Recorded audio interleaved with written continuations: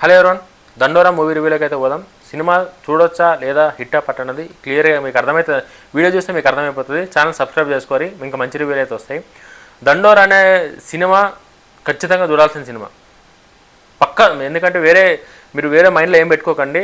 దండోరా అనే సినిమా ఖచ్చితంగా చూడాల్సిన సినిమానే. ఒక విలేజ్లో ఒక విలేజ్ బ్యాక్డ్రాప్ సినిమా ఇది.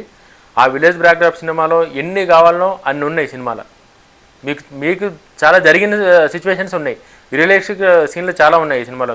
మీరు కనుక సినిమా చూస్తే మీకు ఏమర్థమవుతుందంటే, అరే ఇది మా ఊర్లో ఇట్లా జరిగింది కదా, అరే వాళ్ళ ఊర్లో ఇట్లా జరిగింది కదా అన్న ఫీల్ అయితే ఖచ్చితంగా కలుగుతుంది. సినిమా చూసి బయటకు వచ్చిన తర్వాత మీరు ఒక ఊర్లోకి పోయి ఒక ఊర్లో 2 గంటల సేపు ఉండి వస్తే ఎట్లుంటుందో, లేకపోతే 2 రోజులు ఉంటే ఎట్లా వస్తుందో ఆ ఫీల్ అయితే ఖచ్చితంగా జరుగుతుంది. ఫీల్ వస్తుంది ఖచ్చితంగా. ప్రతి ఒక్కరికి దండోరా సినిమా చూసిన ప్రతి ఒక్కరికి ఏదో ఒక ఊర్లో 2 రోజులు ఉండి వస్తే ఎట్లుంటుందో ఆ మైండ్లో అట్లున్నాయి ఆ సీన్లన్నీ. చాలా రియలిస్టిక్ సీన్స్ అయితే చాలా ఉన్నాయి సినిమాలో. స్టోరీ కూడా రియాలిటీకి దగ్గరగా ఉంది. స్టోరీ కూడా క్లియర్గా మంచి స్టోరీ. ఈ పెద్ద ఏం లేదు, ఒక అగ్ర కులానికి పెద్ద కులానికి చిన్న కులానికి మధ్య జరిగిన సన్నివేశాలు, దానిలో భూముల పంచాయతీలు కావచ్చు, సామాజిక వివక్షత కావచ్చు, హక్కుల కోసం ఎవరు ఎట్లా కొట్లాడతారు అన్నది ఈ సినిమాలు అన్నీ. అంటే మంచి మంచి పాయింట్లు తీసుకుంటారు డైరెక్టర్ తీసుకున్న ప్రతి పాయింట్ నాకైతే బాగా నచ్చింది సినిమా. ఈ కాలంలో కూడా ఇటువంటి సినిమాలు చాలామందికి తెలియదు. అంటే ఇంతకుముందు ఇప్పుడున్న కాలం వేరు, పాతకాలం వేరు. కాబట్టి ఈ సినిమా చూసిన ఎవరైనా సరే అవరే అప్పట్లో ఇట్లా జరుగుతున్నా అన్న ఫీలు, ఆ ఎమోషన్ అయితే ఖచ్చితంగా చాలామందికి చిన్నతనంలో జరిగిన వివక్ష కావచ్చు, అగ్ర కులాలు చిన్న కులాలను ఎట్లా చేస్తారు, కులాలకు అంతే రియలిస్టిక్ స్టోరీ అది. నేను అంటే ఈ సినిమాలో తప్పు పట్టడానికి ఏమీ లేదు. జరిగిందే తీసిన డైరెక్టరు, జరిగిందే సమాధానానికి ఏం చెప్పాలనుకుండో అదే చెప్పిండు. చాలా క్లారిటీగా చెప్పిండు. హీరోకి విలన్కి వచ్చిన సన్నివేశాలు అయితే మాత్రం అసలు మనకి ఊర్లలో పంచాయతీలు ఎట్లుంటాయో తెలుసు కదా మనందరికీ. ఏ రేంజ్లు ఉంటాయి లొల్లులు, సేమ్ అవే లొల్లులు ఈ సినిమాలు ఉంటాయి. అది కులం గురించి అంటావా, వివక్షత గురించి అంటావా, దేనికోసం అని నువ్వు అనుకున్నా సరే కూడా ప్రాబ్లం లేదు. నువ్వు ఎట్లా అనుకున్నా సరే కూడా నీ విలేజ్లో జరిగిందే ఆ సినిమాలో ఉంది, దండోరా సినిమాలో. శివాజీ యాక్టింగ్ అయితే మాత్రం అబ్బా, శివాజీ అన్న యాక్టింగ్ అన్న ఏం యాక్ట్ చేసినావని అసలు. ఇన్ని రోజులు నువ్వు సినిమాలు ఈసెంట్ స్టోరీలు ఎంచుకుంటే రానున్న రోజుల్లో మస్తు బిజీ యాక్టర్ అవుతాడు శివాజీ అయితే మాత్రం. నిజంగా శివాజీ, ఆ బిందు మాధవి హీరోయిన్ కూడా మస్తు. అసలు వాళ్ళ కెమిస్ట్రీ, పాటలు కూడా కూడా ఓవర్ పాటలు ఏం లేవు.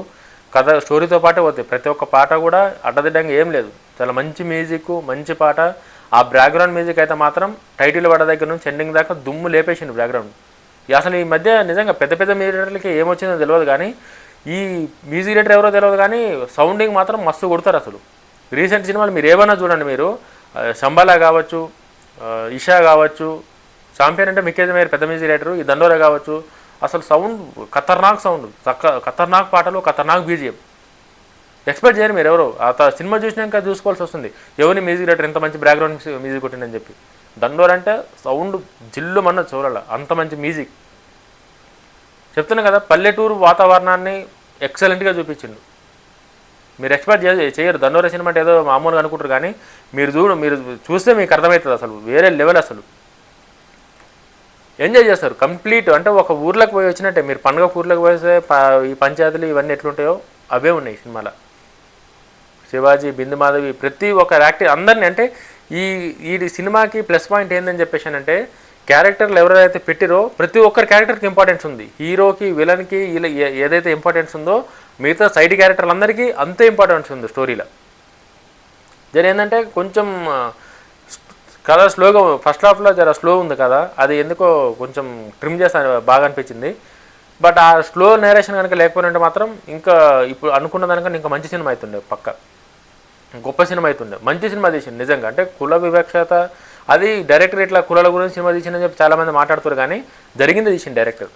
అది మనకు అది అప్పటి నుంచి అట్లా వచ్చింది, అది జరిగింది. దాని గురించి ఏం పెద్ద వరే అవసరం లేదు. కానీ బట్ కుల వివక్ష అవన్నీ అసలు హక్కుల కోసం బాగుంది. ప్రతి ఒక్క సీను ఒక మంచి రక్తి కట్టించే సీన్లే తీసింది డైరెక్టర్.